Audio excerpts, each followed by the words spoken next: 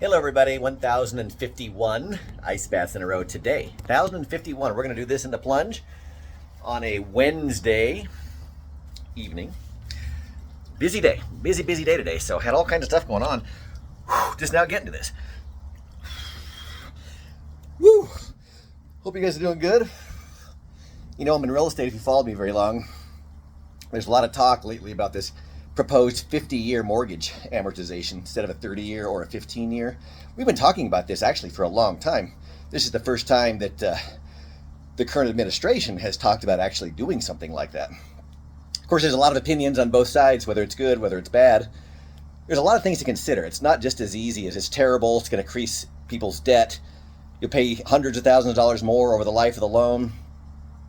That's true on paper.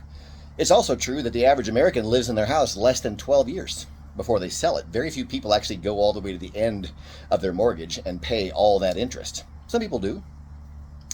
I get that. On paper, it doesn't look great in certain situations. In other situations, it looks really good for a first-time buyer or somebody who doesn't want to put a lot down.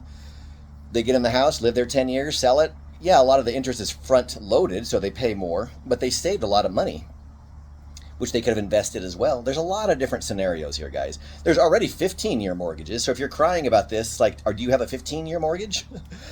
They've been around for a long time. People don't have 15-year mortgages because they cost a lot more per month. That's the whole point. A 50-year would cost a lot less per month than a 30. And if you stayed there the whole 50 years, yes, you would pay a lot more in interest. So it's squeezing people. Of course it is.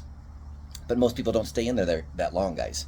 Think about when leasing cars came out. We used to buy cars. Nobody ever heard of leasing until like the 1990s. People bought vehicles. Well, then the cost of vehicles got so out of reach for the average buyer, just like housing has recently.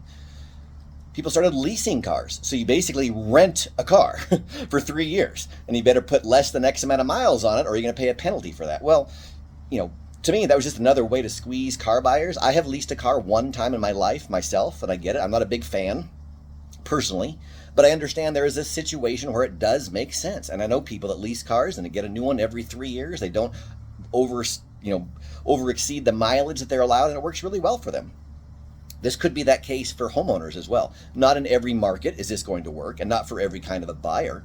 But for some buyers, it could be really beneficial to amortize their loan over 50 years instead of 30 or 15. There's a lot of things to consider. So the immediate knee-jerk reactions of I hate this, or I love this, or this is going to start the next recession, I don't agree with that. I don't think that's true. There's a lot of things to consider here. I'm not for or against it. I see both sides of the argument. I see the benefits for people to amortize over a longer period of time so their monthly payment goes down. In certain situations, that's very helpful. I also see that if you stay in the house a long time, you're paying a lot more interest for it. I also see that as very detrimental. I get it. I see both sides. But to just come out immediately and say, this is good or this is bad, is kind of the typical world we live in. That's indicative of the world we live in. Everybody jumps to an immediate conclusion with half the facts or not even that much, not really understanding all the potential scenarios, and they just hang their hat on, this is terrible or this is great. Think, guys. If you watch my video, I'm always exhorting you to think and use your brain.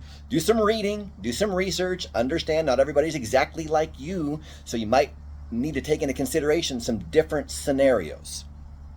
There are scenarios where this might be a real advantage for people. There are scenarios where this might not be.